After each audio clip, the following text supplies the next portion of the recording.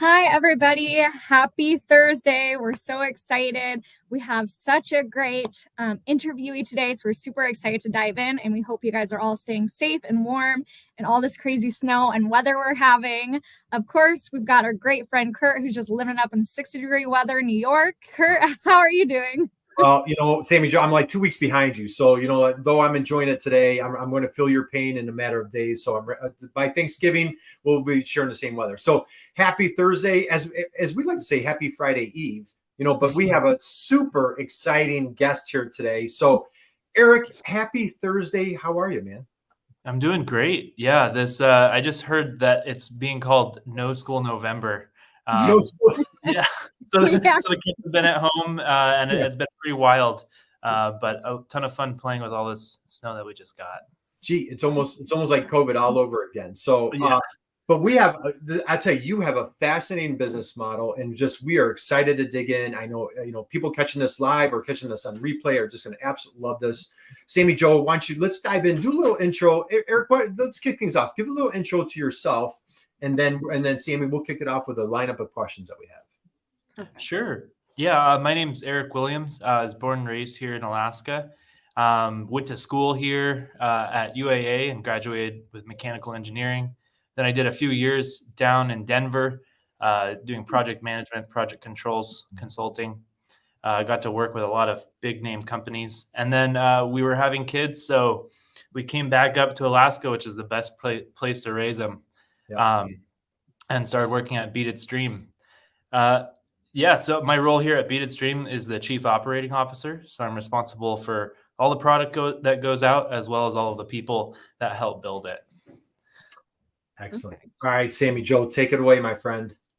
Perfect. No, thank you so much for joining us, Erik. And I could not agree more. Alaska is just the best place to raise kids. So super fun. I'm also Alaska born and raised. So I love that you ended up back here in Alaska. So tell us a little bit about BeadedStream, how you got involved in it, and how it kind of got started. And for those that don't know what BeadedStream is or what you do on the daily, can you kind of dive in, to that? Yeah, sure. So our goal here at BeadedStream is to make it really easy to collect environmental data. So we do that by manufacturing cables, sensor cables. So this is a temperature cable. Each one of these nodes is a temperature sensor. And we also manufacture data loggers, satellite data loggers. So the customer will place their sensors where they need them. And all they do is they plug in the cables and away they go with transmitting data. So some of the applications that we do, they're all across the board, from monitoring wind turbines that go up.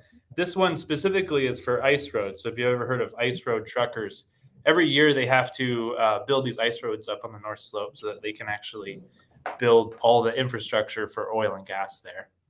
So we do a lot of the monitoring of those ice roads to make sure that they're safe and compliant to go out on. And the history of BeadedStream actually started up on the North Slope doing kind of that same sort of thing. It started almost 20 years ago by our CEO, Brian Shoemaker. He was one of the geotechnical engineers that was kneeling down in the ground with thermistor cables, taking resistance measurements and doing the conversions while his customer was standing right above him saying, okay, what's the temperature? What's the temperature?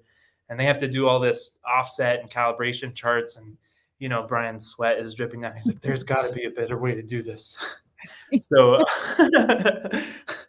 he helped sort of bring those temperature sensors into the digital age and invented the digital temperature cable that I just showed there.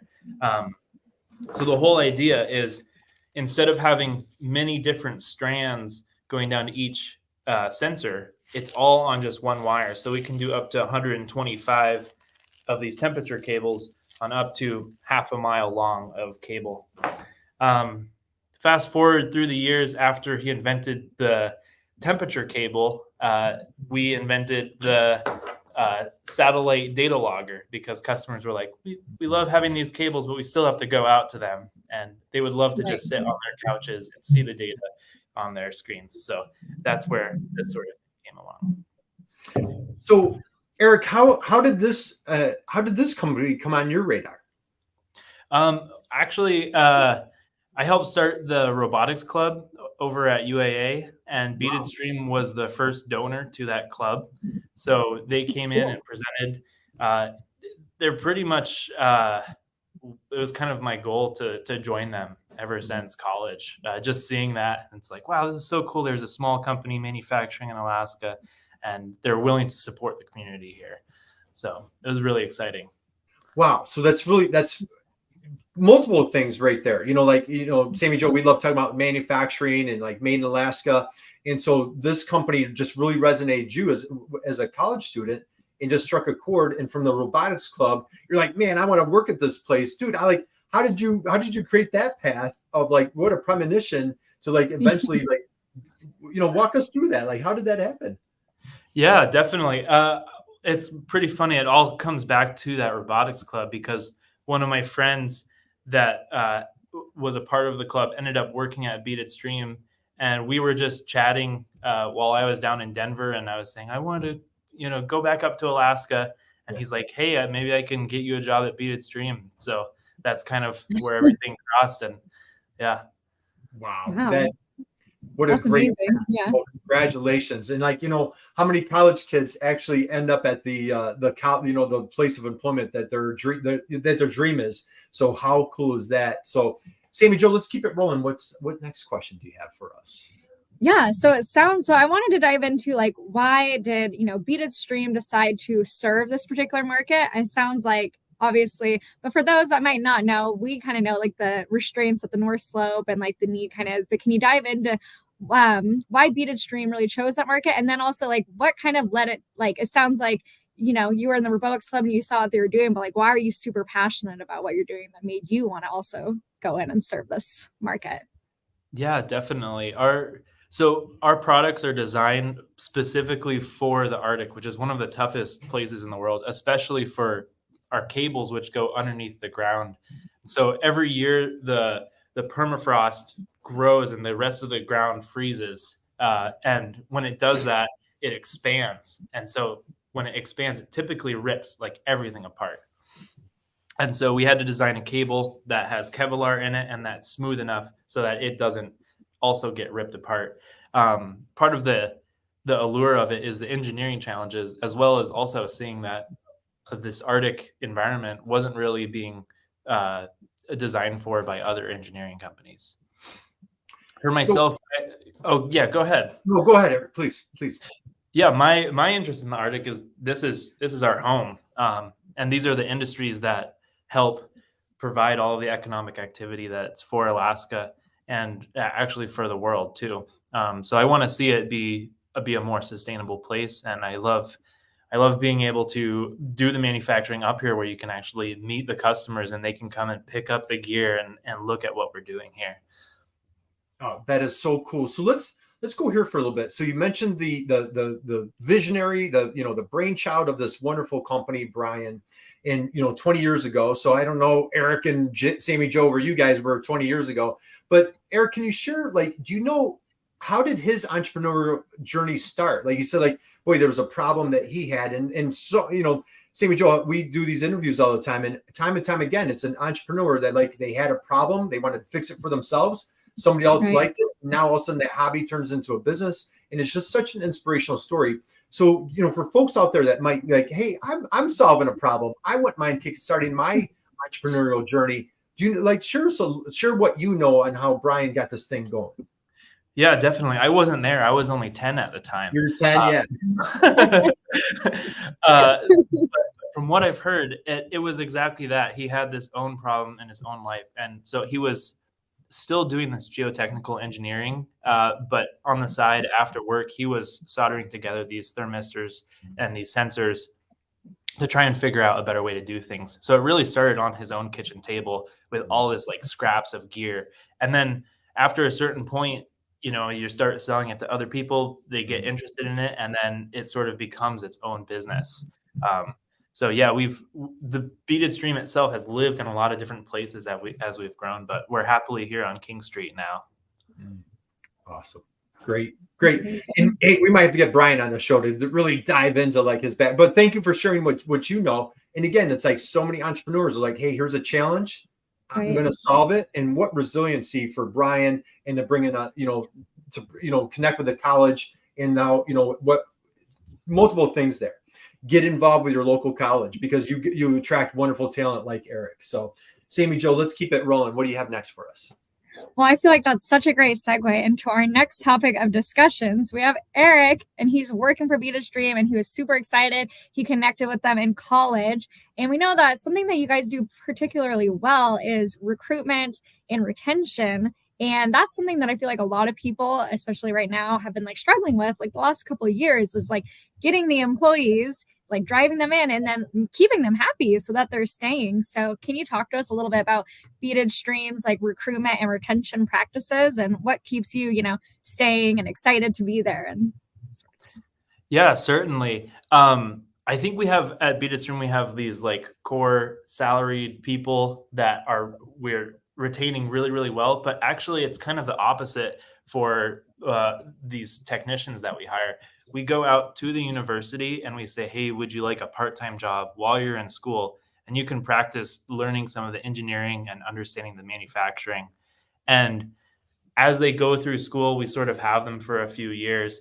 And then they now have the skills that they can go off and join Tesla, SpaceX, IBM, all of these big companies out there in the world. So we actually encourage their growth, and we say, hey, you don't have to stay here forever. But the university is an amazing supply of a super talented folk. So yeah, it's very exciting to have them there. Erik, if you don't mind, we've hit that a couple of times, but I'd like to take it another step further. I was just at a meeting with a group of manufacturers the other day, and all of them are just, really complaining heavy about, retaining employees, recruiting, getting good talent. And it sounds like, not necessarily that you guys have discovered a silver bullet, but, again, like you're living proof, the robotics club, just, let's take it a little deeper on like, how are you building those relationships, and any suggestions or recommendations that you would have to other manufacturers on how they could have similar success that you guys are having? Yeah, I think a big part of this success is hiring really, really talented people. And instead of focusing on, we're just building these widgets, we're actually building the system itself. And it goes right back to our mission, that one right there. We want to make it easy. And we don't just want to make it easy for our customers to deploy the systems. We also want to make it easy for ourselves to build them. So for instance, we're building out a line here that's going to bring automation, more manufacturing to Anchorage. And building a sort of automation line is very difficult and technical, but it makes our lives a lot easier. I think ultimately, for people to stay at a job, they need to feel challenged, at least the people that I work with. Yeah. So yeah, you need to continually say, this is the thing that's going to be next for you. And these are the challenges that you're going to have. Yeah, I love that. People say that time and time again. If they don't feel challenged, they don't feel accepted. They don't, safety, feeling safe in the workplace is critical. So I absolutely love that. Is like, how do you challenge? And you also made another great point, is that automation. And sometimes when people hear automation, they're like, hey, taking jobs. Not really. It's creating more jobs. It's creating more opportunity in more sophisticated, more technical, educated jobs. And so just wonderful opportunities for young folks to get into manufacturing. So, man, I love the direction you're going here. Sammy Joe, what's next on our plate for today? Yeah, no, and absolutely. And utilizing the university, I think, is definitely a key that I feel like a lot of people, and they're looking for different, ways, like, hey, we're looking for people who want to recruit people that they should really take advantage of, because I mean, those students they're excited to keep learning, and they're at the peak where it's almost kind of like, I mean, I remember being in college, you can almost mold them and like teach them the way that you want it. They're not out there and done it and they want to do it their way. Like, they're hungry and excited to learn, and they're looking for summer opportunities or winter jobs, or just like a job throughout the semester that's going to really open some doors for them. So I'm really glad that you brought that up, Erik. Thank you for sharing. All right. So next I want to dive in. I know we're super honored and so happy to have been having a relationship with you via the Alaska MEP. Can you talk about some resources you have used, or maybe if you haven't, maybe give some examples to others out there that it may be a benefit to? Yeah, definitely. I think the most useful thing has been the network itself. So, for instance, we've worked with Arctic Manufacturing Services, Sam Shepard there, to help produce some of our molds. And we love one of the difficult things about Alaska is the majority of what you need is actually out of the state. But if you can have someone local who can manufacture something in like a week turnaround, it's amazing. And it cuts out all the shipping costs. And then you also have people you can go to and who can come to you to understand your problems more deeply. There was also another networking event that it was for an industry that's totally adjacent to what we're doing. It was like a nuclear thing, but it was just so fun to understand like all the manufacturing that we have up here and all of these capabilities. So yeah, we're gonna hopefully be working with TriJet on a project soon as well. Oh, amazing. Well, that's fantastic. And dear friend Samson has been on a program. We've done a live stream with him. And I took a tour of his facility before. So, I love how you're talking about the infrastructure, supply chain of taking advantage of local manufacturers in Alaska. Let's take that a little bit deeper, Erik. Like when you guys have a challenge problem, like what are some of the first things that you turn to or go to as far as like finding a quality supplier like Samson at Arctic? Yeah. It's pretty difficult for a lot of things, especially like in the electronics industry that we're in, because there really is nothing up here. There's literally zero electronic manufacturers that can make a PCBA and do all of that. But what we found is that there's all this other stuff too. There's a ton of people that do have experience with these industries. And so it's more about bringing experience into the equation. Yeah. And you mentioned PCB. So are you manufacturing your own circuit boards in-house? We are doing all of that down in Seattle. They have a bunch of robots that do the pick and place machines. There's over 365 parts inside. Are there really? Yeah. And so we get the boards manufactured down in Seattle. The glass is done somewhere in the Midwest. The boards or the shells in the Midwest, and everything comes here for final assembly, and we package everything together and do the testing. But we wish we could do more of it here. More vertical integration. Yeah. And that's the thing is like, so many American manufacturers, the thing is, I love the consciousness where before, again, like I'm much older than you guys, but like the big, push was like, hey, we need to go to, overseas. We need to find cheaper countries. We need to find cheaper labor alternatives. And now there's a huge push. There's a renaissance and appreciation of American manufacturing. Like, hey, let's do what we can do here first, as opposed to looking overseas. And so I love what you're doing, Erik, because like I didn't hear any parts coming from abroad where you're like, hey, we're doing this in Seattle, we're doing this in the Midwest, we're getting this from the Midwest, we're doing this with Sam at Arctic. So like you guys are consciously doing what you can to keep it here in the States. So kudos to you for that one. Before we move forward, Sammy Joe, we have a little bit of time. I'd love to dig into this product is new to me. Can you share with the folks like who is your customer? Who are you using? Let's go through like a little bit like the marketing, the sales process. And by the way, guys, you're catching this. Check out their website. Their website is fantastic. It is a great website, video, tons of information. But Erik, just share a little bit. Who is using your product? Who is your target that you're going after? Sure. One thing that's pretty cool about temperature is it's really useful in all sorts of different applications. So we find ourselves in many different industries. One of the cool ones is we're actually in a hydroelectric dam that's in British Columbia. We're going all through the dam, instrumenting it so that they can see if there's water that's flowing through the dam to know if there's a leak that's in it. Another one is wind turbines that are built on permafrost. If that permafrost starts melting, that wind turbine is just going to fall over with a light breeze. And so they need to actively and passively cool that ground, keep it frozen. But how do you know how to do that or when to do that if you don't monitor the temperature for it? Right. Another one is ground freezing. So a lot of the projects that they do where they have those tunnel boring machines that go underneath the ground, they have to actually freeze the ground in places so that it doesn't fall down in on them.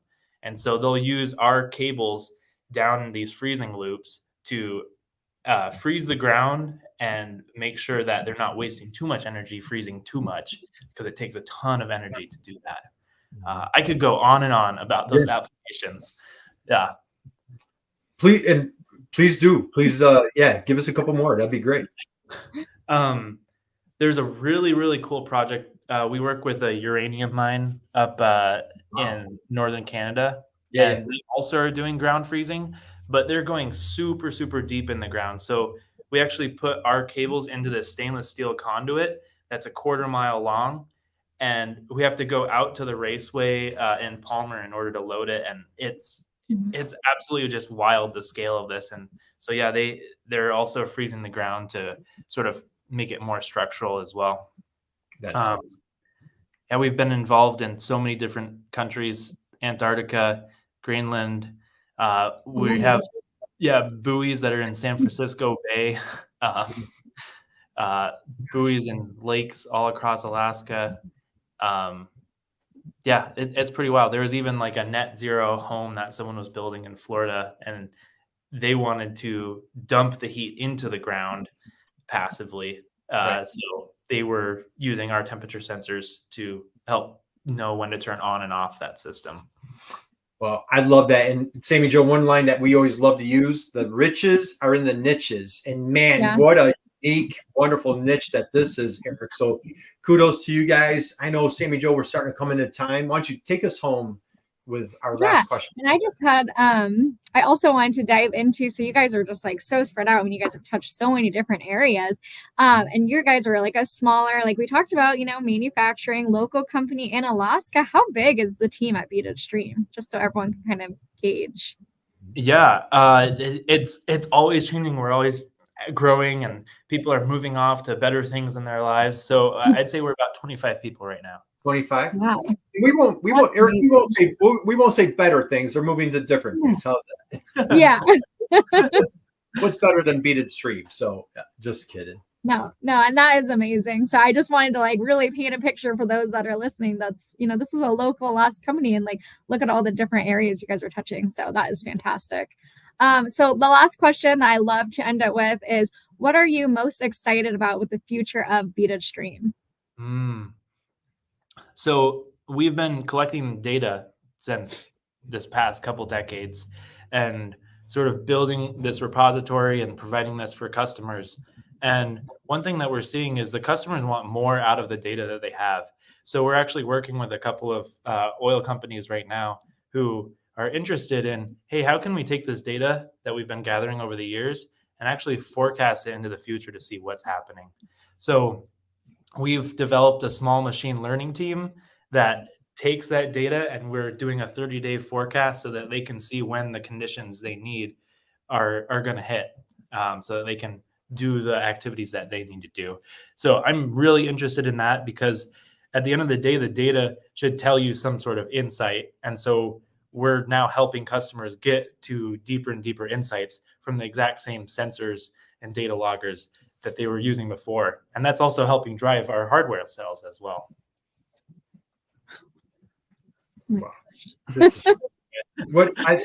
What an impressive business. And so, multiple takeaways for us, Erik. And so first off, I want to give a huge thank you. I know you're super busy, for taking the time to join us and share everything going on. But we talked today, let's recap a few things. Made in Alaska. How good is that? The supply chain. You guys are working relentlessly to keep things here in the States, and just, you really hit that hard. Working relentlessly with your local university, whether it's a local community college, I don't care how rural you are or where you're located, connect with that local university to find that great talent and to take your company to the next level. Relentless entrepreneurship, just having that vision and just, and having the courage to be like, boy, not only is there a problem that I've figured out and I can solve, I think there might be other people that want this problem, and maybe they'll pay me to do so. So, covered a lot of juicy stuff here today, and this has just been wonderful. Sammy Joe, takeaways. What were some highlights for you? What do you think? I'm just super excited about the future of BeadedStream, and like you guys are growing. Like you just said, you guys are always constantly growing, and that is amazing to hear from an Alaska manufacturer. That I know that, I mean, the last few years it's been really crazy, and there's obviously been so many lows, but the fact that you get to be here and be live and be like, oh, we're just constantly growing, and our team is like changing, getting bigger, and we're diving into all these things. I think that is just super exciting, and I'm sure a lot of people love hearing that. You know, if they're out there being like, I really have, you know, like Kurt was saying, you know, I have a problem I'm solving. Like, can I do it? Like, it's just proof that you absolutely can. You mentioned the networking opportunities that we've helped facilitate. And it's really cool because I think that, like you said, you've been able to connect with some people, and some people are in completely different industries, but just eye-opening, like there is manufacturers in Alaska and they're making really, really cool things. So thank you so much for taking the time to be on here and share this with us. I really appreciate it. Yeah, thank you both so much, and nice to meet you, Kurt. I hope you get some more snow there. Absolutely. I'll be catching up to you. And so before we let you go, Erik, where can people get a hold of you? We've got beadedstream.com. Are you guys on social, or like what would be the best way to learn more about what how you guys are making the world a better place? How can people find you? Yeah, I would say LinkedIn is probably the biggest one for us. We're posting probably weekly, interesting things you can do with temperature data, a little bit more about the machine learning stuff coming soon. So yeah, LinkedIn. Awesome. So guys, connect with Erik on LinkedIn. Also, go to their website. Yeah, please. Come visit us. We're here in Alaska. You can come tour our facility. You know what? Erik, next time I'm there, dude, I'm taking you up on that for sure. So I can't wait to meet you in person. So, well, hey, I just want to give a huge, huge thank you for anybody catching this, our program today. Erik, thank you for just, sharing just what an inspiration you are. This is just absolutely wonderful. Sammy Jo, take us home, will you please? Yeah. Thank you so much. It's been great being able to connect with you again and catch up, Erik. As always, thank you so much, Kurt. And please stay tuned. We'll be sharing this on our social media, and stay tuned. We do these every other Thursday. So in 2 weeks, you can catch another great interview again. Happy Thursday, everyone. Thank you.